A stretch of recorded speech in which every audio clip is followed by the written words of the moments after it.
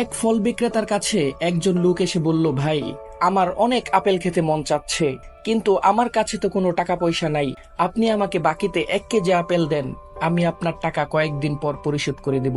লোকটির এই কথা শুনে ফল বিক্রেতা বাকিতে সেই লোককে 1 কেজি আপেল দিয়ে দিল। সেই লোক 1 কেজি আপেল নিয়ে চলে যাচ্ছিল, হঠাৎ করে আবার ঘুরে আসলো এবং ফল বিক্রেতাকে বলল, ভাই, আমি যে এই 1 কেজি আপেল নিলাম, এই আপেল কি মিষ্টি হবে?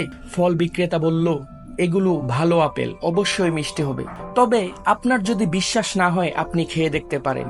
সেই লোকটি বলল, ভাই, আমি এখন খেতে পারবো না, আমি রোজা রেখেছি। সেই ফল বিক্রেতা বলল, রমজান আসতে তো এখনো অনেক দেরি, আপনি এখন কিসের রোজা রাখেন? সেই লোকটি বলল, ভাই, গত বছরের কয়েকটি রোজা বাকি ছিল, সেই রোজাগুলো আদায় করছি।